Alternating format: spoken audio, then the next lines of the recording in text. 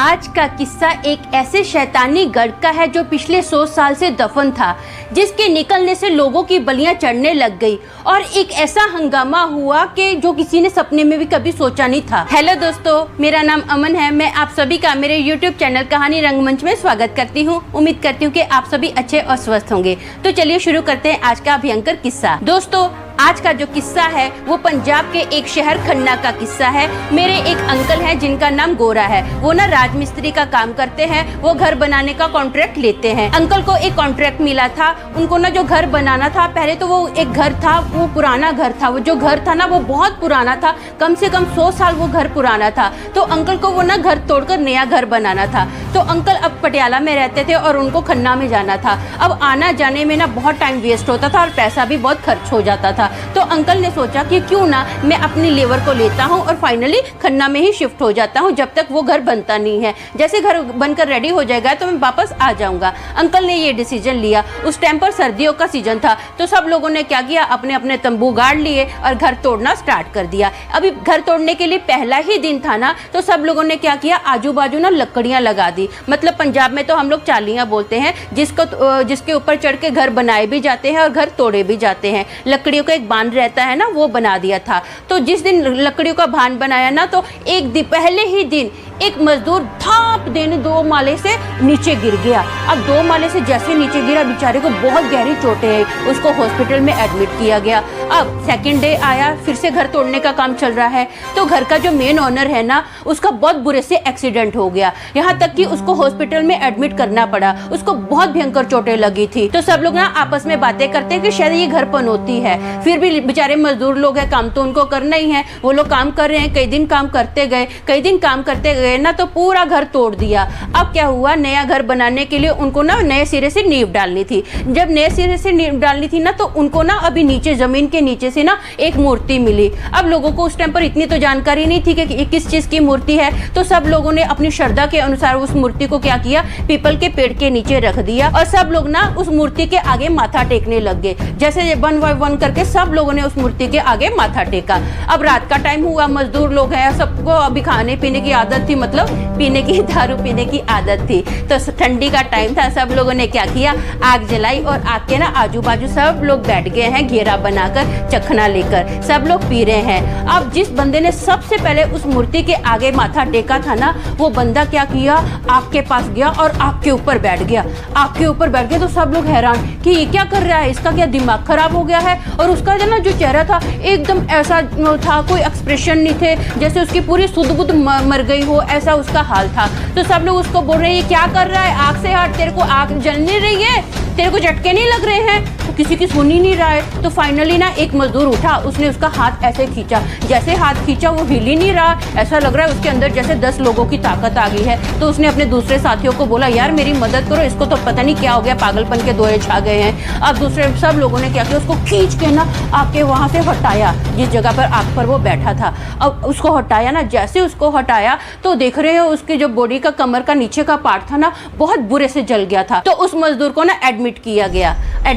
अभी दूसरा दिन आया। जैसे दूसरा दिन आया, अभी रात का टाइम था, सब लोग अपनी दारू वगैरह लेके वहां पर बैठ गए हैं, आग के पास बैठे हैं। तो सब लोग अपना अपना पी रहे हैं और बातें कर रहे हैं। अब क्या हुआ, लाइट ना वहां पर ब्लिंक करने लगी, ऑन ऑफ। ऐसे करते करते एकदम लाइट चली गई, पूरा अंधेरा ही अंधेरा हो गया। सिर्फ उतनी ही लाइट थी जो आग की लाइट दी थी। तो एक मजदूर के पास ना टॉर्च थी, उसने टॉर्च को ऑन किया। जैसे टॉर्च को ऑन किया ना, तो वो देख रहा है कि हमारा ही एक साथी ना आग के ऊपर ऐसे जैसे रोटी नहीं पलटी जाती, सेकी जाती है, ऐसे कर रहा है, ऐसे कभी इधर कभी उधर घूम रहा है। तो सब लोग डर गए।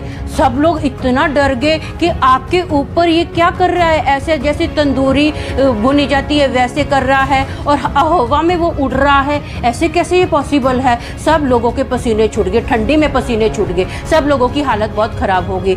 अब सब लोगों ने क्या किया, अपने साथी को जलता हुआ थोड़ा देख सकता है कोई, आग में अपनी आंखों के सामने अपने साथी को ऐसा नहीं देख सकता कि उसको आग लग जाए। सब लोगों ने, भले वो डर रहे थे, अपने साथी को फट से खींचा आग के पास से। अब खींच के उसको बाजू में बिठाया ही है। तो वहां पर क्या हुआ, ऐसा लग रहा है कि वहां पर ना एक बहुत बड़ा बकरा है जो कि बहुत आवाज कर रहा है।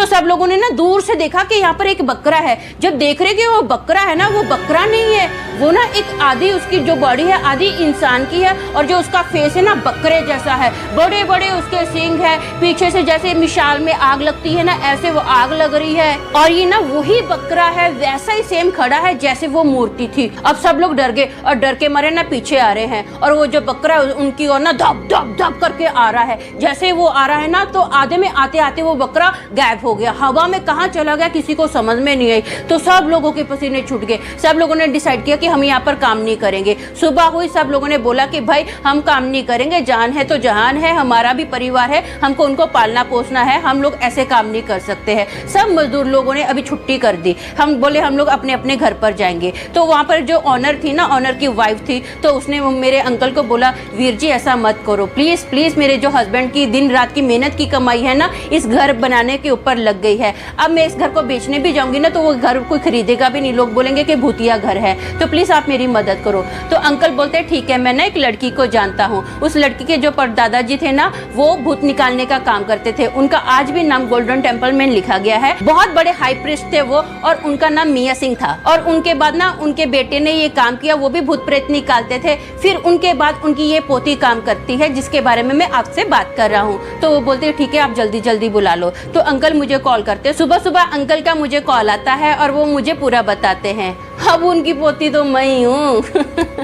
तो अंकल मुझे जैसे पूरा बताते हैं ना तो मैं बोलती हूँ ठीक है अंकल, मैं जल्दी ही आने की कोशिश करती हूँ, आप मुझे एड्रेस बताइए। मैं फटाफट अंकल का एड्रेस लिख लेती हूँ जहाँ पर मुझे जाना था। अब मैं ना पूरी बात नरेंद्र सिंह सर को कॉल करके बताती हूँ। मैं बताती हूँ कि सर उनको जो मूर्ति मिली ना वो तो वेफोमेट की मूर्ति है, जो कि एक शैतानी मूर्ति है, मतलब वहाँ पर तो शैतान का गढ़ है। तो सर मुझे बोलते हैं उसके ऊपर भी परमेश्वर है। तो मैं बोलती हूँ यस सर, आप बिल्कुल सही बोलते हो, आप 100% राइट हो। तो सर बोले हाँ। तो सर मुझे पूछते हैं तूने फास्टिंग किया था कल? मैं बोलती हाँ सर। बोले परसों? मैंने बोला हाँ सर। बोले तरसों? मैंने बोला हाँ सर मैंने किया है। तो मुझे बोलते हैं तू तो हथियारबंद है पूरी, जा और जाके अपनी लड़ाई लड़। मैं बोलती ओके सर। अब मैं ऐसा बोलती हूँ और सर मुझे ना बोलते हैं ठीक है और साथ में मेरी एक बात और भी सुन ले।